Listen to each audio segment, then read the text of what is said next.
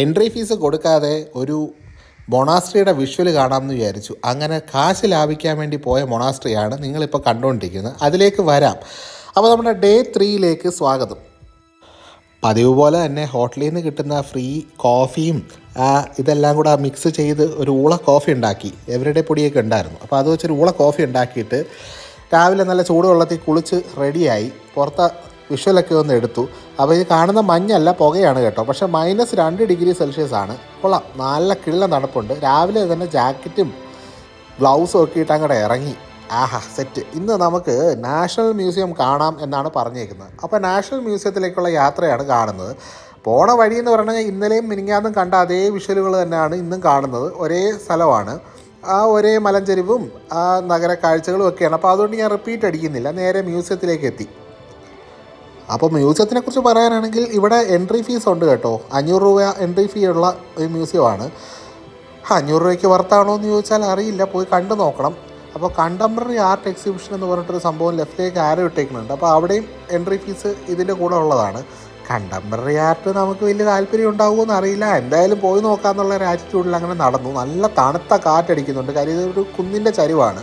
അപ്പോൾ താഴെ ഉള്ള നഗരക്കാഴ്ചകളൊക്കെ കണ്ടിട്ട് അതിൽ നിന്ന് ഇങ്ങനെ കാറ്റടിച്ച് വരുന്നുണ്ട്. തണുപ്പത്തൂടെ നടന്ന് വേണം പോകാൻ. അപ്പോൾ അവിടെ കസേരയൊക്കെ ഇട്ടിട്ടുണ്ട്, വേണമെങ്കിൽ കാഴ്ചയൊക്കെ കണ്ട് അവിടെ ഇരിക്കാം. പക്ഷേ കസേരയും തണുത്ത് കിടക്കുവാണ്. ക്ലൈമറ്റ് നല്ല തണുപ്പ്, ഒരു -2 ഡിഗ്രി ആയിരുന്നു രാവിലെ. പിന്നെ ഈ പറയുന്നത് പോകുന്ന സമയത്ത് ഒരു 10 ഡിഗ്രിയൊക്കെ ആയി. അവിടെ ചെന്നപ്പോഴാണ് ഒരു സന്തോഷ വാർത്ത ഞാൻ അറിഞ്ഞത്. നമ്മുടെ ഗൈഡ് കഴിഞ്ഞ തവണ പോയപ്പോഴത്തേക്കും അവിടെ ക്യാമറ അലൗഡ് അല്ലായിരുന്നു. പക്ഷേ ലക്കിലി നമ്മൾ ചെന്നപ്പോഴത്തേക്ക് അവർ ക്യാമറയ്ക്ക് റെസ്ട്രിക്ഷൻ ഇല്ല. ക്യാമറ ഇൻ ദ സെൻസ് നമ്മുടെ മൊബൈൽ കൊണ്ടുപോകാം. മറ്റേ digital camera, SLR camera, video camera ഒന്നും കൊണ്ടുവരുമെന്നാണ് പറഞ്ഞത്. നമുക്ക് ഈ പറഞ്ഞ കണക്ക് ഐഫോണിൽ 4K ക്വാളിറ്റിയിൽ റെക്കോർഡ് ചെയ്യാമെന്നുള്ള കാര്യം ഇവർ അറിഞ്ഞിട്ടില്ല എന്ന് തോന്നുന്നു. എന്തായാലും അകത്തുള്ള വിഷ്വൽ കിട്ടി. നിങ്ങൾക്ക് ഭാഗ്യമുണ്ട്, എനിക്ക് അതിനേറെ ഭാഗ്യമുണ്ട്. ആദ്യമായിട്ട് ഇത് വിഷ്വൽ എടുക്കാനായിട്ട് സാധിച്ചു. അപ്പോൾ മ്യൂസിയത്തിനകത്ത് കയറുക എന്ന് വെച്ച് കഴിഞ്ഞാൽ നമ്മുടെ പഴയ അവരുപയോഗിച്ചിരുന്ന സാധനങ്ങളും കാര്യങ്ങളൊക്കെ വൃത്തിയാക്കി വെച്ചേക്കുന്നു. അതെന്തൊക്കെയാണ്, എന്തിന് യൂസ് ചെയ്യുന്നു എന്നൊക്കെയുള്ള എക്സ്പ്ലനേഷൻസ് തരിക. ഇതായിരുന്നു പരിപാടി. അപ്പം ഞാനിങ്ങനെ കാഴ്ചകളൊക്കെ കണ്ട് കാഴ്ചകൾ പകർത്തി നോക്കി. ഇപ്പം മണ്ഡല എന്ന് പറഞ്ഞിട്ടൊരു സാധനം അവിടെ ബോർഡ് ഇരിക്കുന്നുണ്ട്. ആ കാണുന്ന ഒരു ചെറിയൊരു വീട് പോലത്തെ ഒരു സംഭവം കണ്ടോ നടുക്ക്. അപ്പോൾ അതാണ്, ഇതെന്താണെന്ന് എനിക്ക് കൗതുകം തോന്നി. കാര്യം എന്ന് വെച്ചാൽ ഒരു വെറൈറ്റി ഉണ്ട്. ബാക്കിയൊക്കെ നമ്മൾ എല്ലാ മ്യൂസിയത്തിലും കാണുന്ന പോലെ തന്നെ 18ാം നൂറ്റാണ്ടിൽ ഉപയോഗിച്ചിരുന്ന കുറേ കിണ്ടിയും വാളും പരിചയമൊക്കെ എന്നൊക്കെ പറഞ്ഞ് പോകുന്നതാണ്. അപ്പോൾ ഈ മണ്ഡലം എന്നെ ഹഠാത് ആകർഷിച്ചു എന്ന് വേണം പറയാൻ. അപ്പോൾ നമ്മുടെ ഗൈഡിനോട് ചോദിച്ചു എന്താണ് സംഭവം. അപ്പോൾ മണ്ഡല എന്ന് പറഞ്ഞു കഴിഞ്ഞാൽ ഇവരുടെ ഭാഷയിൽ കിൽഖോർ എന്നാണ് പറഞ്ഞതെന്നാണ് മനസ്സിലായത്. അതിൻ്റെ സ്പെല്ലിംഗ് ഒന്നും എനിക്ക് കറക്റ്റായിട്ട് അറിയില്ല, ഞാൻ ജസ്റ്റ് നോട്ട് ചെയ്ത് വെച്ചതാണ്. അപ്പോൾ ഇതെന്ന് പറയുന്നത് ഞാൻ എക്സ്പ്ലെയിൻ ചെയ്തു തരാം. അതിന് മുന്നേ കുറച്ച് ചുവർ ചിത്രങ്ങളാണ് 2ാമത്തെ നിലയിലേക്ക് കയറുമ്പോൾ കാണുന്നത്. അപ്പോൾ ഈ ചുവർ ചിത്രങ്ങളെന്ന് പറഞ്ഞാൽ എല്ലാം ഒരു 18ാം നൂറ്റാണ്ട് ആ ഒരു കാലഘട്ടത്തിലൊക്കെ ഉള്ള ഹാൻഡ് പെയിൻറ്റിങ്ങുകളാണ്. പക്ഷെ നല്ല ഭംഗിയുണ്ട്, പ്രിസർവ് ചെയ്ത് വെച്ചിട്ടുണ്ട്. കുറേയൊക്കെ ഈ പറഞ്ഞ കണക്ക് പഴമയുടെ ഒരു ഇത് വന്നെങ്കിലും നല്ല ഭംഗിയുണ്ട്. അപ്പോൾ മണ്ഡല, അതിലേക്ക് നമുക്ക് തിരിച്ചു വരാം. അപ്പോൾ ഇതെന്ന് പറയുന്നത് നമ്മുടെ നാട്ടിൽ പറഞ്ഞു കഴിഞ്ഞാൽ ഇത് എനിക്ക് മനസ്സിലായത് നമ്മുടെ സുദർശന ചക്രം എന്നൊക്കെ പറയത്തില്ലേ, ചക്രത്തിൻ്റെ ഒരു 3D റെപ്രസെൻറ്റേഷനായിട്ടാണ് എനിക്ക് തോന്നിയത്. അപ്പോൾ ഇതവിടെ ഒരു മെൻ്റൽ സ്ട്രെസ്സ് കുറയ്ക്കാനും ഒരു തടസ്സങ്ങളൊക്കെ മാറ്റാനും ഉള്ളൊരു സംഭവമാണെന്ന് പറഞ്ഞു. അപ്പോൾ ഇതാണ് മണ്ഡലത്തിൻ്റെ ടോപ്പ് വ്യൂ എന്ന് പറയുന്നത്. നമ്മുടെ സുദർശന ചക്രം എന്നല്ല, ചക്രത്തിൻ്റെ ഒരു ഫോമാണ്. അപ്പോൾ ആ ഒരു ഇതിൻ്റെ 3D റെപ്രസെൻറ്റേഷനായിട്ടാണ് ഇത് വരുന്നത്. അപ്പോൾ ഇതൊരു ഐശ്വര്യത്തിൻ്റെ ഒരു സിമ്പിളായിട്ടാണ് വരുന്നത്. പിന്നെയും കുറേ ദൈവങ്ങളുടെയും ബുദ്ധൻ്റെയൊക്കെ പ്രതിമകളൊക്കെ വെച്ച് അതിൻ്റെയൊക്കെ എക്സ്പ്ലനേഷനുകൾ സൈഡിൽ തന്നെ ഉണ്ട്. അപ്പോൾ ഒരു ചെറിയൊരു വാതിൽ കണ്ടു അതിൻ്റെ അകത്തേക്ക്. അപ്പോൾ അകത്തേക്ക് കയറി നോക്കിയപ്പോൾ എൻ്റെ പൊന്നെ ഞാനൊന്ന് ഞെട്ടി കേട്ടോ. നല്ല കിടിലനൊരു ഐറ്റം. സംഭവം എന്താണെന്ന് വെച്ച് കഴിഞ്ഞാൽ ഇത് നമ്മുടെ ബുദ്ധമതത്തിൻ്റെ 4 ഡൈവേർഷനുകളാണ് ഇവർ കാണിച്ചേക്കുന്നത്. ഇതെന്ന് പറയുന്നത് ഓരോ സൈഡും ഓരോ ഫോം ഓഫ് ബുദ്ധമതമാണ് കാണിക്കുന്നത്. അപ്പോൾ അതിലുള്ള ദൈവങ്ങളും സബ് ദൈവങ്ങളും അതിൻ്റെ ഫോളോവേഴ്സും സ്പ്രെഡ് ചെയ്ത ആൾക്കാരും ഒക്കെയാണ് ഈ കാണിക്കുന്നത്. ഭയങ്കര ഡീറ്റെയിൽഡ് സ്ട്രക്ചർ എന്ന് പറഞ്ഞാൽ ഒരു രക്ഷയില്ല. നിങ്ങളത് വന്ന് കണ്ടാലേ മനസ്സിലാവും. നിങ്ങൾ ഈ ഫോണിൽ എത്ര ക്ലാരിറ്റിയിൽ വിഷ്വൽ എടുത്തെന്ന് പറഞ്ഞാലും അതിൻ്റെ ഭംഗി ആസ്വദിക്കാൻ പറ്റില്ല. ഈവൻ ഫോട്ടോയിൽ പോലും അതിൻ്റെ ഒരു ഫുൾ ഭംഗി ഒപ്പിയെടുക്കാൻ പറ്റില്ല എന്ന് തോന്നുന്നു. അത്രയ്ക്കും ഡീറ്റെയിൽഡ് ആയിട്ടുള്ള സ്ട്രക്ചറാണ്. അത് 4 ഡയറക്ഷനിൽ 4 രീതിക്കാണ്. അപ്പോൾ അതിൽ ഓരോന്നിലും നമ്പർ ഇട്ട് വെച്ചിട്ടുണ്ട്. ഈ നമ്പറുകൾ നോക്കിയിട്ട് ഏത് ദൈവമാണ് അല്ലെങ്കിൽ ഏത് ആളാണ് ഇത് വന്നത് പോയത് എന്നൊക്കെയുള്ള കാര്യങ്ങളാണ് അതിനകത്ത് എഴുതിയിരിക്കുന്നത്. ഭയങ്കര ഡീറ്റെയിൽഡാണ്. ഇത് എടുത്തു കഴിഞ്ഞാൽ ഇത് ഒരു ദിവസം തന്നെ വേണ്ടി വരും ഇത് മൊത്തത്തിൽ എക്സ്പ്ലെയിൻ ചെയ്യാൻ. അത്രയ്ക്കും ഡീറ്റെയിൽഡ് ആയിട്ടുള്ളൊരു സ്ട്രക്ചറായിരുന്നു. അത് വന്ന് തന്നെ വിസിറ്റ് ചെയ്യണം കേട്ടോ. അപ്പം ഇത് വന്നപ്പോൾ തന്നെ എനിക്ക് മനസ്സിലായി ഈ ഒരു 500 രൂപ ടിക്കറ്റ് മുതലായി, കുഴപ്പമില്ല എന്നുള്ള കേസ്. അങ്ങനെ അതിൻ്റെ വിഷ്വലുകളൊക്കെ കണ്ട് ഇത് എക്സ്പ്ലനേഷനിലും കേട്ട് നോട്ടുകളൊക്കെ എഴുതിയെടുക്കാൻ നോക്കിയിട്ട് നടക്കണില്ല. അത്രയ്ക്കും ഡീറ്റെയിൽഡായിട്ട് ഉണ്ട് കേട്ടോ സംഭവം. അതിൻ്റെ സൈഡിൽ തന്നെ ഒരു 108 ബുദ്ധനും പഴയ കുറച്ച് ഗ്രന്ഥങ്ങളും ഒക്കെ വെച്ചിട്ടുണ്ട്. എല്ലാം നല്ല വൃത്തിയാക്കി വെച്ചിട്ടുണ്ട്. ഈ ക്ലാവ് ഒന്നും പിടിച്ചിട്ടില്ല, നല്ല സൂക്ഷിക്കുന്നതാണെന്നുള്ളത് കണ്ടാൽ തന്നെ അറിയാം. പിന്നെ ഓവറോൾ മ്യൂസിയം ആണെങ്കിൽ നല്ല വൃത്തിയുണ്ട്. തടിയൊക്കെ വെച്ചിട്ടുള്ള ഫ്ലോറുകളാണ്. അകത്ത് തണുപ്പ് വലുതായിട്ടില്ല, ഒരു മീഡിയം ലെവൽ തണുപ്പേ ഉള്ളൂ. പിന്നെ പൊക്കം ഇച്ചിരി കുറവാണ്, എല്ലായിടത്തും തന്നെ കുനിഞ്ഞ് കയറേണ്ട ഒരവസ്ഥയാണ്. പക്ഷേ നല്ല വൃത്തിയുണ്ട്. പിന്നെ എല്ലാത്തിൻ്റെ എക്സ്പ്ലനേഷൻ സൈഡിൽ തന്നെ ഉണ്ട്. ശരിക്കും പറഞ്ഞാൽ നമ്മുടെ ഗൈഡ് പറഞ്ഞു തരുന്നുണ്ട്. അത് സംശയം എന്തെങ്കിലും ഉണ്ടെങ്കിൽ വായിച്ചാൽ തന്നെ അത് എക്സ്പ്ലെയിൻ ചെയ്ത് മനസ്സിലാകുന്ന രീതിക്കുള്ളതാണ്. അപ്പോൾ ഈ പെയിൻറ്റിങ്ങളൊക്കെ കണ്ടിട്ട് ഭയങ്കര രസമുണ്ട്. അത് വിലയൊക്കെ എന്ന് പറഞ്ഞാൽ ഇത് വിൽക്കാനുള്ളതല്ല. പക്ഷേ നമ്മളിപ്പോൾ പുറത്തുനിന്ന് ഇതുപോലൊരു കലണ്ടർ പോലത്തെ ഒരു പരുവത്തിൽ പെയിൻറ്റിങ് നോക്കുകയാണെങ്കിൽ ഒരു 3500-4000 രൂപയ്ക്ക് മേലോട്ടൊക്കെ വരും. ആ ഒരു അവസ്ഥയിലുള്ള ഇതാണ്. ഹാൻഡ് പെയിൻറ്റിങ്ങുകളാണെല്ലാം. അപ്പോൾ അങ്ങനെ അത് കഴിഞ്ഞ് അടുത്ത നിലയിലേക്ക് പോയി. അവിടെ ഇതുപോലെ തന്നെ ഒരു റൂം നടുക്കുണ്ട്. അപ്പോൾ അതിൽ ഇതുപോലെ തന്നെ ബുദ്ധഭഗവാന്റെ പല പല പ്രതിമകളും പല പല ദൈവങ്ങളുടെ കൊച്ചു കൊച്ചു ശില്പങ്ങളും ഒക്കെ ആയിട്ട് വെച്ചേക്കുവാണ്. അപ്പോൾ ഇവർ ബേസിക്കലി ആ ഒരു ബുദ്ധിസത്തിൻ്റെ പല ഫോമുകളും എക്സ്പ്ലനേഷനുകളും ഒക്കെയാണ് ഇതിൽ തരുന്നത്. പിന്നെ ഈ പറഞ്ഞ കണക്ക് താരാദേവി എന്ന് പറഞ്ഞതാണ് ബുദ്ധൻ പ്രാർത്ഥിക്കുന്ന ദേവിയാണ് താരാദേവി. അതാണ് എനിക്ക് മനസ്സിലായത്. അപ്പോൾ താരാദേവിയുടെ തന്നെ പല വേർഷനുകളും ഭാവങ്ങളും ഒക്കെ വെച്ചിട്ടുണ്ട്. പക്ഷേ ഇതിൻ്റെയൊക്കെ നടുക്ക് ഒരാളെ വെച്ചിട്ടുണ്ട്. അപ്പോൾ പുള്ളിക്കാരനാണ് നമ്മുടെ കുബേരൻ. കുബേരനെ നമുക്കറിയാമല്ലോ. കുബേരൻ എന്ന് പറഞ്ഞാൽ സമ്പാല എന്നാണ് ഇവിടുത്തെ കുബേരൻ്റെ പേര്. പുള്ളിക്കാരൻ ഇതാണ് ആ ഒരു ശില്പം. അത് കണ്ടപ്പോൾ കൊള്ളാം, നല്ല രസമുണ്ടായിരുന്നു കേട്ടോ. നല്ല ഡീറ്റെയിൽഡ് ആയിട്ടുള്ളൊരു സ്കൾപ്ചറും കാര്യങ്ങളൊക്കെ ആയിരുന്നു. അപ്പോൾ അവിടെ നിന്ന് പിന്നെ അടുത്ത സ്ഥലത്തേക്ക് പോയപ്പോൾ അവിടെ ഇതുപോലെ തന്നെ പാത്രങ്ങളും കാര്യങ്ങളും ഒക്കെ വെച്ചേക്കുന്നു. അപ്പോൾ ഇത് കാഴ്ചയ്ക്കുള്ളൊരു വകുപ്പെന്ന് വെച്ചാൽ നമ്മൾ ഈ എന്താ പറയുക, ഈ പഴയകാല കാര്യങ്ങൾ കാണാൻ ആഗ്രഹമുള്ളവർക്ക് ഇതൊരു മസ്റ്റ് വിസിറ്റ് സ്ഥലമെന്ന് വേണമെങ്കിൽ പറയാം. 500 രൂപ ടിക്കറ്റ് ആണെങ്കിലും ഇറ്റ് ഈസ് വർത്ത് എന്നുള്ളത് കാര്യം ഉറപ്പാണ്. പിന്നെ ഇതെന്ന് പറയുന്നത് പഴയ സന്യാസിയുടെ കാൽപാദത്തിൻ്റെ ഇതാണ്. അപ്പോൾ അതൊരു പവറുള്ള ആൾക്കാരാണ് ചവിട്ടുന്നതെങ്കിൽ കല്ലിൽ ഈ കാൽപാദത്തിൻ്റെ പാട് വീഴും എന്നാണ് പറഞ്ഞത്. ഇത് കണ്ടപ്പോൾ എനിക്ക് ഓർമ്മ വന്നത് നമ്മുടെ ലബക്ഷിയിൽ പോയപ്പോഴത്തേക്ക്, ലബക്ഷി എന്ന് പറയുന്നത് നമ്മൾ ബാംഗ്ലൂരിൽ നിന്ന് അടുത്തുള്ളൊരു സ്ഥലമാണ് കേട്ടോ. അവിടെ ചെന്നപ്പോഴത്തേക്കും ഇതുപോലെ സീതാദേവിയുടെ കാൽപാദങ്ങൾ കണ്ടായിരുന്നു ലബക്ഷി അമ്പലത്തിൽ. അതാണ് എനിക്ക് ഓർമ്മ വന്നത്. പിന്നെ കുറച്ചുകൂടെ പോയപ്പോഴത്തേക്കും അവിടുത്തെ പഴയ എന്താ പറയുക ഡ്രസ്സുകളും കാര്യങ്ങളും ഒക്കെ ഉണ്ടായിരുന്നു. ഓരോ ഫംഗ്ഷനുകൾക്ക് ഇടാൻ വേണ്ടിയിട്ടുള്ള സ്പെഷ്യൽ ഡ്രസ്സുകളും കാര്യങ്ങളും ഒക്കെ വെച്ചിട്ടുണ്ട്. എല്ലാം തന്നെ വേറെ എന്താ പറയുക പഴയതാണെന്ന് തോന്നില്ല. അതിൻ്റെ ഒരു റീക്രിയേഷൻ ആയിരിക്കണം, ക്രിയേഷൻ അല്ല. അപ്പോൾ അത് കഴിഞ്ഞ് പിന്നെ ഇവരുടെ ആദ്യത്തെ രാജാവിൻ്റെ ഫോട്ടോ കാണിച്ചു. പുള്ളിക്കാരൻ്റെ കാര്യങ്ങളൊക്കെ എക്സ്പ്ലെയിൻ ചെയ്തു തന്നു. അപ്പം പുള്ളി ഉപയോഗിച്ചിരുന്ന തലപ്പാവും ഉപയോഗിച്ചിരുന്ന ഡ്രസ്സും യുദ്ധത്തിന് പോകുമ്പോൾ അല്ലെങ്കിൽ വേട്ടയ്ക്ക് പോകുമ്പോൾ ഉപയോഗിക്കുന്ന തോക്കും കാര്യങ്ങളൊക്കെ പറഞ്ഞു. അപ്പോൾ ഇദ്ദേഹത്തിന് ഇവിടെ ഭയങ്കര ബഹുമാനമാണ് കേട്ടോ. കാര്യം ഇയാളാണ് എല്ലാത്തിനെയും കൂടെ യൂണിഫൈ ചെയ്ത് ഒരു ഭൂട്ടാൻ എന്നുള്ളൊരു കൺസെപ്റ്റിലേക്ക് കൊണ്ടുവന്നത് പുള്ളിയാണെന്നാണ് എനിക്ക് പുള്ളി പറയുന്നത് കേട്ടപ്പോൾ മനസ്സിലായത്. അപ്പോൾ അദ്ദേഹത്തിനെ കുറിച്ച് കുറേ എക്സ്പ്ലനേഷനുകൾ തന്നു. പുള്ളി ഉപയോഗിച്ചിരുന്ന അമ്പും വില്ലിൻ്റെ സംഭവങ്ങളും തോക്കും ഒക്കെയാണ് ഈ കാണിക്കുന്നത്. അപ്പോൾ അതും കണ്ട് അവിടെ നിന്ന് പിന്നെ കുറച്ച് ചായപാത്രങ്ങളും കാര്യങ്ങളൊക്കെ ആയിരുന്നു പിന്നെ അവിടെ നിന്നുണ്ടായിരുന്നത്. അതും കണ്ടില്ലേ, പഴയ ഉപയോഗിക്കുന്ന കുറച്ച് മൺചട്ടികളും പാത്രങ്ങളും കാര്യങ്ങളും ഒക്കെയാണ്. പിന്നെ അവിടെ നിന്ന് കോയിൻ കളക്ഷൻ, സ്റ്റാമ്പ് കളക്ഷൻ, അങ്ങനെ പല പലതും പോകും. മൊത്തമായിട്ട് ഞാൻ എടുക്കുന്നില്ല, കാര്യം ഭയങ്കര ഡീറ്റെയിൽഡ് വീഡിയോ ആയിക്കഴിഞ്ഞാൽ നിങ്ങൾക്കും ബോറടിക്കും. പിന്നെ ആദ്യത്തെ 2 വീഡിയോസ് കണ്ടിട്ടില്ലെങ്കിൽ കാണണം കേട്ടോ. അതായത് നമ്മുടെ കാറിൻ്റെ കളക്ഷനുള്ള സ്റ്റാമ്പാണ്. ഇത് കണ്ടു കഴിഞ്ഞാൽ നമ്മൾ കാർ പ്രാന്തന്മാരെന്തായാലും വിടത്തില്ലല്ലോ. പിന്നെ നമ്മുടെ ഗാന്ധി അപ്പൂപ്പനുണ്ട്. അങ്ങനെ അവരുടെ എല്ലാ സ്റ്റാമ്പുകളുടെ ഒരു ശേഖരം തന്നെ ഉണ്ട്. പിന്നെ പഴയ ടൂൾസുകളും ആയുധങ്ങളും അങ്ങനെ കുറേ ഉണ്ട്. പിന്നെ ഈ പറഞ്ഞ കണക്ക് ഇത് ലേഡീസ് ഉപയോഗിക്കുന്ന കുറച്ച് വളകളും കാര്യങ്ങളുമായിരുന്നു ഇത്. അത് വേണമെങ്കിൽ ടൂളായിട്ട് ഉപയോഗിക്കാമെന്നാണ് തോന്നുന്നത് കേട്ടോ. കണ്ടിട്ട് വളയായിട്ട് തോന്നിയില്ല, ഇടിവളയായിട്ടാണ് എനിക്ക് തോന്നിയത്. വാട്ടവർ. അങ്ങനെ അത് കഴിഞ്ഞ് കോയിൻ കളക്ഷൻ ഉണ്ട്. പിന്നെ ഇത് കണ്ടില്ല, ഇതൊക്കെ വളകളാണ്, അവരുടെ ഓർണമെൻറ്റ്സും കാര്യങ്ങളൊക്കെയാണ്. അപ്പോൾ അതൊക്കെ കണ്ട് കൊള്ളാൻ രസമുണ്ട് കേട്ടോ. അപ്പോൾ അവിടെ നിന്ന് പിന്നെ നമ്മൾ തോക്കിൻ്റെ ഒരു വൻപിച്ച കളക്ഷനിലേക്ക് തന്നെ കയറി. പോളിസ് സാധനം. പീരങ്കിയൊക്കെ ഉണ്ട്, ചെറിയ കുട്ടി പീരങ്കികൾ, വലിയ പീരങ്കികൾ, തോക്കുകൾ, ബോംബ് മാത്രമില്ല, ബാക്കി എല്ലാം ഉണ്ടായിരുന്നു. കൊള്ളാം. അത് നമുക്ക് ഞാൻ പറയില്ലേ, ഈ പഴയത് കാണാൻ ഇഷ്ടമുള്ളവരെ ഇത് ആകർഷിക്കും. പിന്നെ ഇതെന്ന് പറയുന്നത് എണ്ണ ഫിൽ ചെയ്ത് വെക്കുന്ന ഒരു പാത്രമാണ്. ശരിക്കും പറഞ്ഞാൽ ഇതൊരു തോലാണ്. ഇതിനകത്താണ് ഓയിൽ സ്റ്റോർ ചെയ്തിരുന്നത് പണ്ട് കാലത്ത്. അപ്പം അങ്ങനെ പഴയ സംഭവങ്ങളും ചെമ്പ് പാത്രങ്ങളും ഒക്കെ കണ്ട് അങ്ങനെ നീങ്ങുകയാണ്. ഡീറ്റെയിൽഡ് വിഷ്വലി ഞാൻ എടുത്തില്ല. ശരിക്കും പറഞ്ഞാൽ ഇതിപ്പോൾ എടുത്തതിൻ്റെ ഒരു പകുതിയെ ഞാൻ ഇട്ടിട്ടുള്ളൂ, അതാണ് അതിൻ്റെ സത്യം. അപ്പം ഇതൊക്കെയാണ് ഈ മ്യൂസിയത്തിനകത്തുള്ളത്. മ്യൂസിയത്തിൻ്റെ വെളിയിലേക്ക് പോയി കഴിഞ്ഞാൽ നമ്മുടെ പ്രയർ വീലുണ്ട്, ഭയങ്കര വലുതാണ്. അപ്പോൾ ഈ പ്രയർ വീലൊന്ന് കറക്കി ഒന്നല്ല, ശരിക്കും പറഞ്ഞാൽ 3 തവണ കറക്കണമെന്നാണ് പുള്ളി പറഞ്ഞത്. 3, 7 അങ്ങനെ പോവും.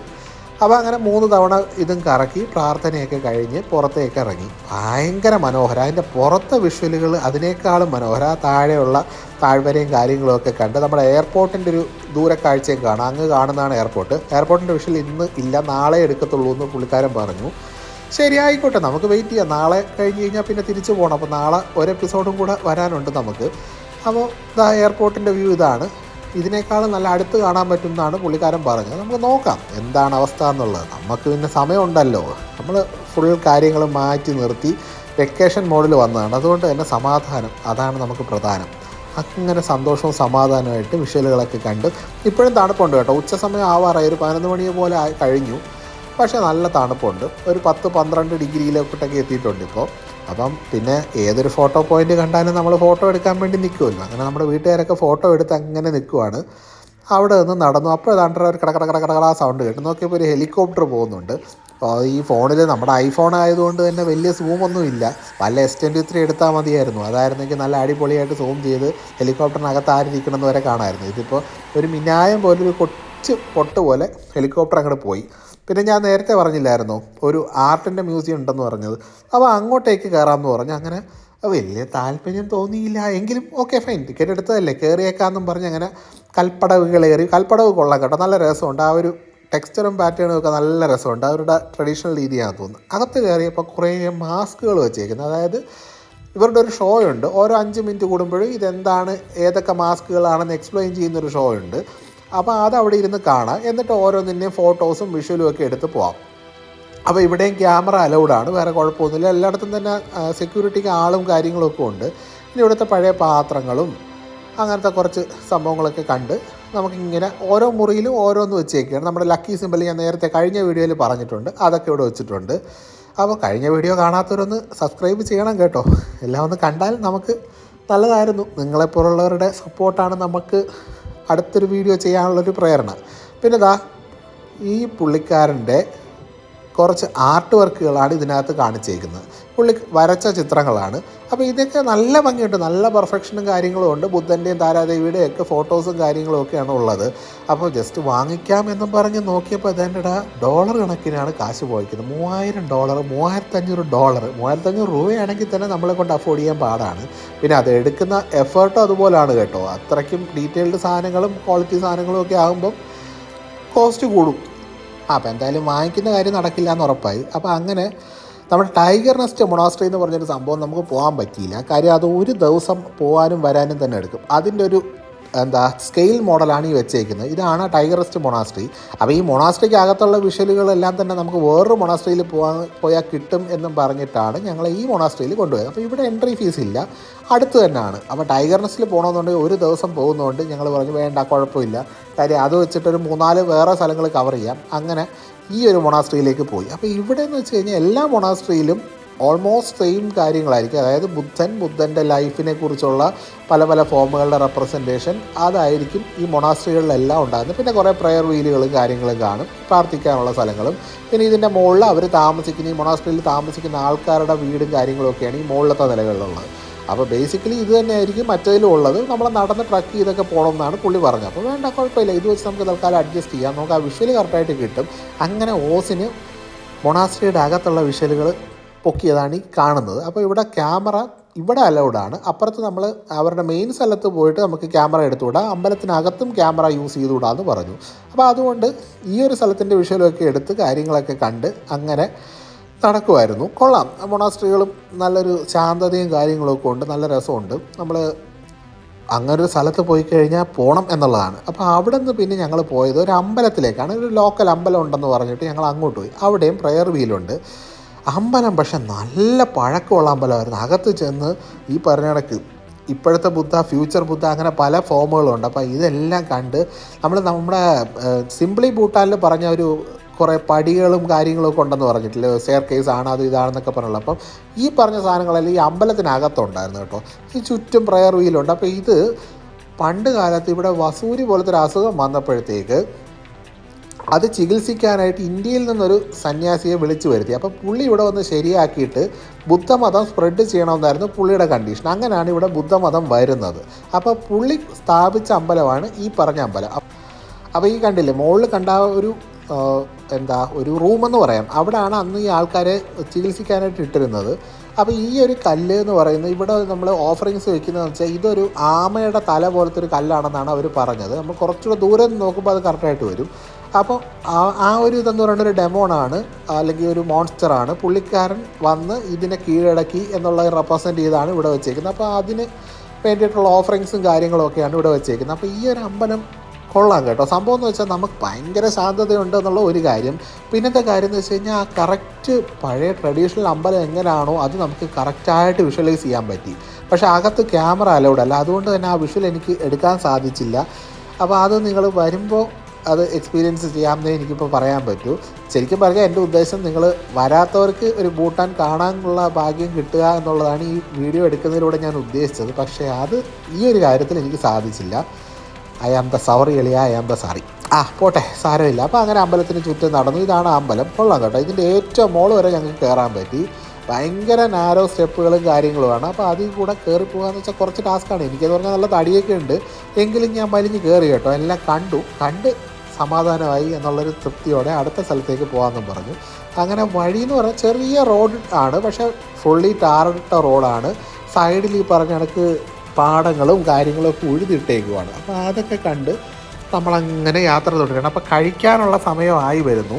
ഫുഡ് അടിക്കാനായിട്ടൊരു ഫാമിൽ പോകാമെന്നാണ് പുള്ളിക്കാരൻ പറഞ്ഞത്. അപ്പോൾ അത് നേരത്തെ വിളിച്ച് ബുക്ക് ചെയ്തു. അവരുടെ വക കണ്ടുപിടുത്തം നടത്തിയതാണ്. ഫാമിനകത്ത് തന്നെ അവരുടെ ഒതൻറ്റിക് ഭൂട്ടാനീസ് ഡിഷുകൾ കഴിക്കാം എന്നും പറഞ്ഞിട്ട് പോയതാണ്. അപ്പോൾ കൊള്ളാം. ആ ഒരു വഴി എന്നൊക്കെ പറഞ്ഞാൽ കുറച്ച് ഓഫ് റോഡാണ് കേട്ടോ. നമ്മളെ സംബന്ധിച്ചിടത്തോളം കുറച്ച് ഓഫ് റോഡായിരുന്നു ആ ഒരു ഫാമിലേക്കുള്ള വഴി. ബാക്കി എല്ലായിടത്തും തന്നെ ടാറിട്ട വഴിയാണ്. അപ്പോൾ ഇതാണ് ആ ഫാം. അപ്പോൾ അവിടെ ചെന്നപ്പോഴത്തേക്ക് ഈ പറഞ്ഞ കണക്ക് നമ്മുടെ ഫ്ലാഗുകളൊക്കെ നടുക്കൂടിയിട്ട് കുറച്ച് ഇരിക്കാനുള്ള സ്ഥലങ്ങളും എൻ്റർടൈൻമെൻറ്റിന് വേണ്ടി അവിടെ എന്തെങ്കിലും കലാപരിപാടി നടത്തണമെങ്കിൽ പ്രത്യേകം കാശ് കൊടുത്തു കഴിഞ്ഞാൽ അവർ തന്നെ അറേഞ്ച് ചെയ്തു എന്ന് പറഞ്ഞു. കുഴപ്പമില്ല. നമ്മളിപ്പോൾ സിംപ്ലി ഭൂട്ടാനിലെല്ലാം കണ്ടിട്ടുണ്ട്. സിംപ്ലി ഭൂട്ടാൻ എന്ന് പറഞ്ഞാൽ കഴിഞ്ഞ എപ്പിസോഡിൽ പറഞ്ഞ സംഭവം കണ്ടിട്ടില്ലാത്തവരൊന്ന് കണ്ടു നോക്കണം കേട്ടോ. അത് രസമുള്ളൊരു സംഭവമാണ് സിംപ്ലി ഭൂട്ടാൻ. അപ്പോൾ അങ്ങനെ ഈ ഫാമിൻ്റെ നടുക്ക് 2 പട്ടിക്കുട്ടന്മാർ കിടപ്പുണ്ട്. ഒരു പ്രായമുള്ള പട്ടിക്കുട്ടനും ഒരു സുന്ദരനായിട്ടുള്ള ചെറുപ്പക്കാരനായ പട്ടിക്കുട്ടനും. ഇവന്മാരെയൊക്കെ വലിയ ശല്യക്കാരൊന്നുമല്ല, കൊഞ്ചിക്കണമെങ്കിൽ കൊഞ്ചിക്കാൻ തോന്നുന്നു. അപ്പോൾ അതൊക്കെ നൈസിനൊന്ന് കമ്പനി അടിക്കാനൊക്കെ ശ്രമിച്ചുകൊണ്ട്. പിന്നെ വിശപ്പിൻ്റെ വിളി നല്ലതായിട്ടുണ്ട് കേട്ടോ. സംഭവം 10-12 മണിയായുള്ളെങ്കിൽ നല്ല വിശപ്പുണ്ട്. എന്നാൽ പിന്നെ അതൊക്കെ കഴിച്ചേക്കാം എന്നും പറഞ്ഞ് അതിനകത്തോട്ട് കയറി. അപ്പോൾ എല്ലായിടത്തും തന്നെ വെൽക്കം ഡ്രിങ്കായിട്ട് തരുന്നത് ചായയാണെന്ന് പറഞ്ഞിട്ടുണ്ട്. അപ്പോൾ ഇതാണ് അകത്തുള്ള ആ ഒരു ഇരിക്കാനുള്ള സ്ഥലം. അപ്പോൾ നമുക്ക് 2 ഓപ്ഷനുണ്ട്. തറയിലിരിക്കേണ്ടവർക്ക് തറയിലിരിക്കാം, അതല്ല സോഫ പോലത്തെ ഒരു സംഭവമുണ്ട്, അവിടെ വേണമെങ്കിൽ അവിടെ ഇരിക്കാം. അപ്പോൾ സംഭവം മറ്റേ ബുദ്ധൻ്റെയും താരാദേവിയുടെയൊക്കെ പ്രതിമകളും കാര്യങ്ങളൊക്കെ ഉണ്ടെങ്കിലും സൈഡിൽ എല്ലായിടത്തും തന്നെ ഒരു ബാർ കൗണ്ടറും ഉണ്ട്. അപ്പോൾ അവിടുന്ന് വേണമെങ്കിൽ വെള്ളം അടിക്കേണ്ടവർക്ക് വെള്ളം അടിക്കാം. ഞങ്ങൾ പിന്നെ മദ്യപാൻ നെഹിയാണ്. കഴിഞ്ഞ ദിവസം സിംപ്ലി ഭൂട്ടാനിൽ നിന്ന് വൈനെന്നും പറഞ്ഞ് കുടിച്ച് പട്ടച്ചാരയത്തോടെ തന്നെ ഞാൻ നിർത്തി. ഞാൻ മറ്റേ രഘുപതി രാഘവ പാടി ഗാന്ധിമാർഗം സ്വീകരിച്ചു കഴിഞ്ഞു. ഇനി മദ്യത്തിൻ്റെ പരിപാടി ഞാനില്ല. എൻ്റെ പൊന്നോ കരിഞ്ഞുപോയി. അങ്ങനെ അവിടെ വെയിറ്റ് ചെയ്തിരുന്നപ്പോൾ താണ്ടാ നമ്മുടെ ബട്ടർ ടീ വന്നു. ബട്ടർ ടീ കഴിഞ്ഞ ദിവസം കുടിച്ചാണെങ്കിലും എത്ര കുടിച്ചാലും നമുക്ക് കുഴപ്പമില്ല. കാര്യം നാട്ടിൽ കിട്ടാത്തതുകൊണ്ടും സ്ഥലത്ത് വരുമ്പോൾ അവിടുത്തെ ട്രൈ ചെയ്യണമെന്നുള്ളതുകൊണ്ടും ബട്ടർ ടീയിൽ തുടങ്ങി. അത് കഴിഞ്ഞപ്പോഴത്തേക്കും നമ്മുടെ ഇമദാശി, നമ്മുടെ മുളകും ചീസും കൂടെ ഉള്ള, പിന്നെ പോർക്ക്, പിന്നെ പൊട്ടറ്റോയും ചീസും കൂടെ ഉള്ള, പിന്നെ സ്റ്റീംഡ് വെജിറ്റബിൾസ് പോലത്തെ ഒരു സംഭവമാണ് കൊണ്ടുവന്നത്. പിന്നെ നമ്മുടെ നേരത്തെ ഒരു ലക്കി പ്ലേറ്റ് ഉണ്ടെന്ന് പറഞ്ഞ ഓർമ്മയുണ്ടോ? നമ്മൾ കഴിഞ്ഞ എപ്പിസോഡിൽ പറഞ്ഞിട്ടുണ്ടായിരുന്നു ഒരു ലക്കി പ്ലേറ്റ് ഉണ്ട്, അതായത് ഇങ്ങനെ 2ആയിട്ട് തുറക്കാൻ പറ്റും എന്നുള്ള. ആ പ്ലേറ്റിലാണ് വിളമ്പുന്നത് കേട്ടോ. ഇത് വാങ്ങിക്കാൻ ചെന്നപ്പോൾ 3000 രൂപയെന്ന് പറഞ്ഞു കേട്ടോ പ്ലേറ്റിന് മാത്രം. അതുകൊണ്ടത് വാങ്ങിച്ചില്ല. അങ്ങനെ നമ്മൾ ഫുഡിലേക്ക് കടന്നു. നല്ല കിടുക്കാച്ചി സാധനം. വലിയ മസാലകളോ കാര്യങ്ങളോ ഒന്നുമില്ല, ചീസാണ് പ്രധാനം. അപ്പോൾ ആ ചീസിൻ്റെ ഒരു ടേസ്റ്റും ചെറിയൊരു എരിവും കാണും. വലിയ നമ്മുടെ കൂട്ട് റെഡ് കളറിലുള്ള കറികളൊന്നും കണ്ടില്ല. എല്ലാം തന്നെ ഒരു വൈറ്റിഷ് അല്ലെങ്കിൽ ട്രാൻസ്പെറൻറ്റ് കറികളാണ് കണ്ടത്. അതെനിക്കിഷ്ടപ്പെട്ടു. നമുക്ക് ആ ഒരു കറക്റ്റ് ഫ്ലേവർ കിട്ടും. ഇപ്പം മീറ്റിൻ്റെ ആണെങ്കിലും ഫ്ലേവർ കറക്റ്റായിട്ട് കിട്ടും. മീറ്റിനെക്കുറിച്ച് പറഞ്ഞപ്പോൾ വായിൽ വെള്ളമുറി എന്നുള്ള അവസ്ഥ ഡബ് ചെയ്യാൻ പറ്റുന്നില്ല. എന്തായാലും പോട്ടെ. അത് കഴിഞ്ഞിട്ട് അവിടെ നിന്ന് ഫുൾ ടാങ്ക് അടിച്ച് ഇറങ്ങി. അപ്പോൾ എല്ലാവർക്കും കൂടെ 4 പേർക്കൂടെ 2500 രൂപയാണ് അവർ ചാർജ് ചെയ്തത്. അപ്പോൾ അവർ പറഞ്ഞു അവിടെ തന്നെ ഹോട്ട് സ്റ്റോൺ ബാത്തുണ്ട്, ഹോട്ട് സ്റ്റോൺ ബാത്തിന് വൈകുന്നേരത്തെ സ്ലോട്ട് ബുക്ക് ചെയ്യണമെന്ന് പറഞ്ഞു. അങ്ങനെ ഞാനും പുള്ളിക്കാരത്തെയും കൂടെ ഹോട്ട് സ്റ്റോൺ ബാത്തിന് ബുക്ക് ചെയ്തിട്ട് അവിടെ നിന്ന് ഇറങ്ങി. അപ്പോൾ ഹോട്ട് സ്റ്റോൺ ബാത്ത് നമ്മൾ ഇന്നലെ തന്നെ തീരുമാനിച്ചതാണ് അത് പോയിരിക്കും എന്നുള്ളത്. കാര്യം ഇവിടെ വന്നു കഴിഞ്ഞാൽ അത് എക്സ്പീരിയൻസ് ചെയ്യണമെന്ന് പറഞ്ഞു. അപ്പോൾ അങ്ങനെ പിന്നെയും കാഴ്ചകളൊക്കെ കണ്ട് നമ്മൾ നേരത്തെ ഒരു ടൈഗർ നെസ്റ്റ് മൊണാസ്ട്രിയെ കുറിച്ച് പറഞ്ഞില്ലായിരുന്നു, ദൂരെ ട്രക്ക് ചെയ്ത് പോകേണ്ട ഒരു ദിവസം എടുക്കുന്നത്. ആ കാണുന്നതാണ് ടൈഗർ നെസ്റ്റ് മൊണാസ്ട്രി. അൺഫോർച്ചുനേറ്റ്ലി നമ്മുടെ സൂമിൻ്റെ അവസ്ഥ അതിശോകമാണ്. ഐഫോൺ ആണെന്ന് പറഞ്ഞിട്ട് ഒരു കാര്യമില്ല. അടുത്തുള്ള വിഷ്വലുകൾ നല്ല ക്വാളിറ്റിയിൽ എടുക്കാമെന്നല്ലാതെ ദൂരെയുള്ളത് സൂം ചെയ്തെടുത്ത് കഴിഞ്ഞാൽ ഫുൾ ബ്ലർഡാണ്. എന്തായാലും അതായിരുന്നു ടൈഗർ നെസ്റ്റ് മൊണാസ്ട്രി. അങ്ങോട്ടേക്ക് പോകാൻ പറ്റിയില്ല, അതും ഒരു മിസ്സായിട്ടുണ്ട്. പിന്നെ പോട്ടെ, എപ്പോഴെങ്കിലും ഒരു കാലത്ത് തിരിച്ചു വരാനുള്ള യോഗം ഉണ്ടെങ്കിൽ നമ്മളതും കവർ ചെയ്യും എന്നുള്ള വാശിപ്പുറത്ത് ടൈഗർ നെസ്റ്റ് മൊണാസ്ട്രിയുടെ ദൂരെ നിന്നുള്ള കാഴ്ച കണ്ട് എങ്ങനെ നോക്കി അപ്പോൾ ദാണ്ടാ ഗൈഡ് പറഞ്ഞു അങ്ങോട്ട് നോക്കാൻ പറഞ്ഞു. അതാണ് സൂം ചെയ്ത് നോക്കിയപ്പോൾ ദാണ്ടാ ഒരു വെള്ള കളറിലൊരു മൗണ്ടൻ. സംഭവം എന്താണ്? സ്നോഫോള്. അപ്പോൾ ആ സൈഡിലോട്ട് സംഭവം സ്നോഫോൾ വന്നിട്ടുണ്ട്. അപ്പോൾ ആ ഒരു മൗണ്ടനാണ് കാണിച്ചിരിക്കുന്നത്. അപ്പോൾ ഞങ്ങൾക്കാണെങ്കിൽ -2 വന്നിട്ട് സ്നോഫോൾ വന്നില്ലല്ലോ എന്നുള്ള കടുത്ത ദുഃഖം ഉണ്ടായിരുന്നു. എന്തായാലും ഞങ്ങളുടെ ദുഃഖം കണ്ടിട്ട് പുള്ളിക്കാരൻ ഇച്ചിരി കൂടെ അടുത്ത് കൊണ്ട് കാണിച്ചത്. അങ്ങ് വരെ പോകാനൊന്നും പറ്റത്തൊന്നുമില്ല, ഇവിടെ നിന്ന് വേണമെങ്കിൽ സൂം ചെയ്ത് കണ്ടോളാൻ പറഞ്ഞു. സാരമില്ല, സ്നോഫോൾ പിന്നെ കഴിഞ്ഞ കൊല്ലം നമ്മൾ കാശ്മീർ പോയിട്ടുണ്ടായിരുന്നു. അപ്പോൾ അന്ന് സ്നോഫോൾ ഞാൻ കണ്ടതാണ്. പക്ഷേ എങ്കിലും സ്നോഫോൾ എത്ര കണ്ടാലും നമുക്ക് മതിയാവില്ല. കാര്യം നമുക്ക് കേരളത്തിൽ അങ്ങനെ ഒരു സംഭവം ഇല്ലാത്തതുകൊണ്ട് നമ്മൾ ഈ ഊട്ടിയിൽ പോകുമ്പോഴൊക്കെ കാണുന്ന പോലത്തെ സ്നോഫോൾ അല്ല കേട്ടോ, ഇത് കുറച്ചുകൂടെ ഡിഫറൻ്റ് ആണ്. നമ്മളെ ഒറിജിനൽ സ്നോഫോൾ എന്ന് പറയുമ്പോൾ ഭയങ്കര രസമാണ്. ഊട്ടിയിലെന്ന് പറഞ്ഞാൽ നമ്മൾ തറയിലിങ്ങനെ പരല് പോലെ വന്ന് കിടക്കും, അല്ലാതെ വീഴത്തില്ല. നമ്മൾ ഇന്നലെ പറഞ്ഞായിരുന്നു ഒരു മൊണാസ്ട്രിയുടെ ഫ്രണ്ടിൽ ട്രഡീഷണൽ ഡ്രസ്സ് ഇട്ട് ഫോട്ടോ എടുക്കുമെന്ന്. ആ സംഭവമാണ് ഇത്. 300 രൂപയാണ് വാടക അവർ ചാർജ് ചെയ്യുന്നത് ഒരു ഡ്രസ്സിന്. പക്ഷേ നമ്മളിങ്ങനെ ഒരു സ്ഥലത്ത് വന്നു കഴിഞ്ഞാൽ അവിടുത്തെ ട്രഡീഷണൽ ഇട്ട് ഫോട്ടോ എടുക്കാനൊരു ചാൻസ് കിട്ടിയാൽ ഡെഫിനറ്റായിട്ടും എടുത്തിരിക്കണം. അങ്ങനെ അതെടുത്ത് കുറച്ച് ഫോട്ടോസും എടുത്തിട്ട് വീണ്ടും പരിപാടികൾ ഇന്നത്തെ വൈൻഡപ്പ് ചെയ്യുന്നു എന്നുള്ള ഒരു ധാരണയിൽ തിരിച്ചു വന്നു. അപ്പോൾ നമ്മൾ നേരത്തെ പറഞ്ഞു ഒരു ഹോട്ട് സ്റ്റോൺ ബാത്ത് ബുക്ക് ചെയ്തിട്ടുണ്ടെന്ന്. അപ്പോൾ അതിന് പോകണം. അപ്പോൾ അതിന് മുന്നേ ഡ്രസ്സും കാര്യങ്ങളൊക്കെ എക്സ്ട്രാ എടുക്കാനായിട്ട് നമ്മൾ റൂമിലേക്ക് പോവുകയായിരുന്നു. അപ്പോൾ നഗരം എന്ന് പറഞ്ഞാൽ ഭയങ്കര ശാന്തമാണ് കേട്ടോ, ഭയങ്കര തിരക്കുകളൊന്നുമില്ല, എല്ലാവരും ഭയങ്കര സമാധാനത്തിൽ പോകുന്നു, നല്ല രസമുണ്ട്. എനിക്കിഷ്ടപ്പെട്ടു. ഈ ഒരു ട്രാഫിക് ഇല്ലാത്തൊരു കൾച്ചർ നമുക്ക് നല്ല ഇഷ്ടപ്പെടും. കാര്യം ബാംഗ്ലൂരിൽ നിന്നൊക്കെയാണ് നമ്മൾ വരുന്നത്. അപ്പം അത്യാവശ്യം ഒരു 5 കിലോമീറ്റർ പോകാനായിട്ട് 1 മണിക്കൂർ 1 മണിക്കൂറൊക്കെ എടുക്കുന്ന നമുക്ക് ഇത് ഈ പറഞ്ഞ പോലെ ഭയങ്കര ശാന്തം. ഒരു ട്രാഫിക് ജാം എന്ന് പറയുന്നൊരു സംഭവമില്ല, സിഗ്നലുകളില്ല, അങ്ങനെ ഒഴുകി പോകുന്നു. നല്ല കാഴ്ചകൾ പുറത്ത്. പിന്നെ ക്ലൈമറ്റും കൊള്ളാം, പൊല്യൂഷൻ ഇല്ല. അത് ഞാൻ പറഞ്ഞോന്നറിയില്ല, നമ്മുടെ കാർബൺ നെഗറ്റീവായിട്ടുള്ള സ്ഥലമാണ് കേട്ടോ ഭൂട്ടാൻ. കാർബൺ നെഗറ്റീവ് എന്ന് പറഞ്ഞു കഴിഞ്ഞാൽ ഇവർ എത്ര കാർബൺ ഡയോക്സൈഡോ മോണോക്സൈഡോ എന്താണെന്ന് എനിക്കറിയില്ല. എന്തായാലും കാർബൺ പ്രൊഡ്യൂസ് ചെയ്യുന്നോ അതിനേക്കാളും കൂടുതൽ ഇവർ ഓക്സിജൻ ഉണ്ടാക്കുന്നുണ്ട്. അതായത് ചെടികൾ 60% കവർ ചെയ്തേക്കുന്നതായിരിക്കും എപ്പോഴും. അപ്പോൾ ഇതുള്ളത് കൊണ്ട് തന്നെ ഇവർ എത്ര കാർബൺ ഉണ്ടാക്കുന്നോ അതിനേക്കാളും കൂടുതൽ ചെടികൾ തിരിച്ച് കോമ്പൻസേറ്റ് ചെയ്യുന്നുണ്ട്. അപ്പോൾ കാർബൺ നെഗറ്റീവാണ് ഭൂട്ടാൻ രാജ്യം. അതൊരു പുതിയൊരു ഇൻഫർമേഷൻ ആയിരുന്നു എനിക്ക്. ഞാനിത് കഴിഞ്ഞ വീഡിയോ പറഞ്ഞോ ഇല്ലെന്ന് ഇപ്പോൾ ഓർക്കുന്നില്ല. എന്തായാലും അത് കൊള്ളാം, നല്ലൊരു കാഴ്ചപ്പാടാണ്. നമുക്ക് പറ്റുമോയെന്നറിയില്ല. ഇന്ത്യ പോലത്തെ ഒരു വലിയ രാജ്യത്ത് ഇതൊക്കെ നടത്താൻ കുറച്ച് ബുദ്ധിമുട്ടാണ്. കാര്യം പോപ്പുലേഷൻ അതുപോലെയുണ്ട്. ഇവർക്ക് മൊത്തം 8 ലക്ഷം പേരുള്ളതുകൊണ്ട് നടക്കും. അങ്ങനെ ഹോട്ടലിൽ പോയി ഫ്രഷ് ആയിട്ട് വന്നപ്പോൾ ഒരു 5:30 മണി 6 മണി പോലായി, നല്ല ഇരുട്ടാകുകയും ചെയ്തു. നമ്മുടെ ഗൈഡും ഡ്രൈവറും കൂടെ വന്ന് ഹോട്ട് സ്റ്റോൺ ബാത്ത് എന്ന് പറഞ്ഞ സംഭവം എടുക്കാമെന്ന് പറഞ്ഞ് പോയി. അപ്പോൾ സംഭവം എന്ന് വെച്ചാൽ ഒരു ബാത്ത് ടബ് അതിന് 2ആയിട്ട് പാർട്ടീഷൻ ചെയ്തിട്ടുണ്ട്. അതാണ് ഈ ഹോട്ട് സ്റ്റോൺ ബാത്തിൻ്റെ കൺസെപ്റ്റ്. അപ്പം നമ്മളന്ന് ഇന്നലെ സിംപ്ലി ഭൂട്ടാനിൽ ഈ കാര്യം പറഞ്ഞായിരുന്നു. അപ്പോൾ അത് എക്സ്പീരിയൻസ് ചെയ്യാനുള്ള പോക്കാണ്. അപ്പോൾ അത് അവർ കുറച്ച് ഹെർബ്സും കാര്യങ്ങളൊക്കെ ഇട്ട് 1 മണിക്കൂർ നേരം നമ്മളെ കുതിരാൻ വെക്കും എന്നാണ് പുള്ളിക്കാരൻ പറഞ്ഞത്. എന്തായാലും എക്സ്പീരിയൻസ് ചെയ്തിട്ട് തന്നെ ബാക്കി കാര്യം. നഗരം ഓൾമോസ്റ്റ് ഉറങ്ങിയെന്ന് പറയാം. 7 മണി ആയപ്പോഴേ അതിൻ്റെ കാലി നല്ല ഇരുട്ടുമായി. ഫോണിൽ കാണുമ്പോൾ കുറച്ചുകൂടെ വെളിച്ചം തോന്നുമെങ്കിലും നല്ല ഇരുട്ടുണ്ട് കേട്ടോ. എന്തായാലും പോവാം. നല്ല തണുപ്പും തുടങ്ങി. തണുപ്പത്ത് ഹോട്ട് സ്റ്റോൺ ബാത്ത് എന്ന് പറയുമ്പോൾ ഒരു എക്സൈറ്റ്മെൻ്റ് ഉണ്ട്. കാര്യം രാവിലെ പോകുന്നതിനേക്കാളും കുറച്ചുകൂടെ കിടുക്കൻ ഫീല് രാത്രി പോകുന്നത് തന്നെയാണെന്ന് മനസ്സിൽ തോന്നി. എന്തായാലും അവിടെ ചെന്നു. അപ്പോൾ അവിടെ ചെന്നപ്പോഴത്തേക്ക് നമ്മൾ കണ്ട കാഴ്ച എന്ന് വെച്ച് കഴിഞ്ഞാൽ ഈ ഒരു മരത്തടിയിട്ട് അവിടെ ഇരിക്കാനുള്ള കുറച്ച് സ്ഥലമുണ്ട്. അതിൻ്റെ സൈഡിൽ ഈ കല്ല് കത്തിക്കുകയാണ്, അതായത് കനലിലിട്ട് കല്ല് കത്തിച്ചുകൊണ്ടിരിക്കുകയായിരുന്നു. അത് കാണിച്ചു തരാം. ഞാനിപ്പോൾ അങ്ങോട്ട് നടക്കുകയാണ്. അപ്പം അവിടെ നിന്ന് ഷൂസ് മാറ്റി ചെരുപ്പൊക്കെ ആക്കണം എന്ന് പറഞ്ഞു. അപ്പോൾ അതാക്കിയിട്ട് ആൾക്കാരെല്ലാം കൂടെ കനൽ കൂട്ടിയിട്ട് അതിൻ്റെ സൈഡിൽ ഇരിക്കുന്നുണ്ട്. അപ്പോൾ അവിടെ കുറച്ച് ടെമ്പറേച്ചർ ഒന്ന് താതാത്മ്യം വരാനായിട്ട് അവിടെ പോയി ഇരുന്ന് കഴിക്കാൻ നല്ലതാണ്. ഇതാണ് ഈ പറഞ്ഞ ബാത്ത് ടബ്. കണ്ടില്ലേ, പുക വരുന്നുണ്ട്. ഇതിൻ്റെ ഇവിടെ നമ്മൾ കിടക്കും, അതിൻ്റെ അപ്പുറത്ത് പലകയുടെ അപ്പുറത്ത് ഹോട്ട് സ്റ്റോൺ ഇടും. എന്നിട്ട് ചൂട് കൂടുതൽ വേണമെങ്കിൽ ഹോട്ട് സ്റ്റോൺ എന്ന് വിളിച്ചാൽ മതി. അപ്പോൾ അവർ പുറത്തു നിന്ന് ഇടും. അപ്പം അവർ നമ്മളെ കാണുന്നില്ല, നമുക്ക് ഇതിനകത്ത് കിടക്കാം എന്നുള്ള പരിവാണ്. കുറച്ച് ഇലയും കാര്യങ്ങളൊക്കെ ഇട്ടിട്ടുണ്ട്. കണ്ടിട്ട് നമ്മുടെ മേരി ഗോൾഡിൻ്റെ ഇല പോലെ തോന്നി. അതല്ല, വേറെ എന്തോ ആണ്, അവരുടെ ഭാഷയിലൊക്കെയാണ് പറഞ്ഞത്, നമുക്ക് മനസ്സിലല്ല. ഇതാണ്. അപ്പം ഈ കനൽ കൂട്ടിയിട്ടിട്ട് കല്ല് ചൂടാക്കി ആ കല്ലിനെ ഓരോന്നായിട്ട് പെറുക്കി എടുത്ത് അപ്പുറത്ത് കൊണ്ട് ഇടും. അപ്പോൾ ആ ഒരു വെള്ളം തിളയ്ക്കും. അപ്പോൾ ഈ കല്ലിൽ നിന്നുള്ള മിനറൽസ് വരും. പ്ലസ് നമ്മുടെ ഈ ഹെർബ്സ് ഇട്ടുണ്ടെന്ന് പറഞ്ഞല്ലോ, ഹെർബ്സും എസൻഷ്യൽ ഓയിലും ഒക്കെ ഒഴിക്കും. അപ്പോൾ അതിൻ്റെ ഒരു ഇത് വെച്ചിട്ട് നടുവേദന കാര്യങ്ങളൊക്കെ മാറും. ഭയങ്കര റിലാക്സിങ് ആണ്. മാസത്തിൽ ഒരു 2 തവണയൊക്കെ ചെയ്ത് കഴിഞ്ഞാൽ സൂപ്പറാണെന്നൊക്കെ പറഞ്ഞു. എന്തായാലും ഇവിടെ കൊണ്ടുവന്നാണ് കല്ലിടുന്നത്. നമ്മൾ അപ്പുറത്താണ് കിടക്കുന്നത്. അപ്പോൾ അങ്ങനെ കിടക്കുന്നതിൻ്റെ വിഷ്വൽ എടുക്കാൻ പറ്റില്ല, കാര്യം ഇരുട്ടാണ്, അപ്പുറത്ത് കാണാനും പറ്റില്ല ഒന്നും. അപ്പോൾ അങ്ങനെ ഇവിടെ നിന്ന് ഹോട്ട് സ്റ്റോൺ ഇട്ട് കുളിച്ച് അത് കഴിഞ്ഞ് ഭയങ്കര റിലാക്സിങ് ആയിരുന്നു കേട്ടോ. അതിന് ശേഷം ഈ പറഞ്ഞ കണക്ക് ഉറക്ക ഫീലായിപ്പോയി, കാര്യം ഭയങ്കര അങ്ങ് റിലാക്സായി. അതിന് ശേഷമുള്ള വിഷ്വലുകളൊന്നും ഇന്നില്ല. ഇന്ന് ഇവിടം വെച്ച് തീരുകയാണ്. അത് ഈ കുന്ത്രാണ്ടം വെച്ചിട്ടാണ് ഈ കല്ലിനെ പെറുക്കി കൊണ്ടുവന്ന് അവിടെ ഇടുന്നത് കേട്ടോ. അപ്പോൾ ഇന്നത്തെ വീഡിയോ ഇവിടെ വെച്ച് തീരുകയാണ്. നാളെ കാണാം. Take care, by.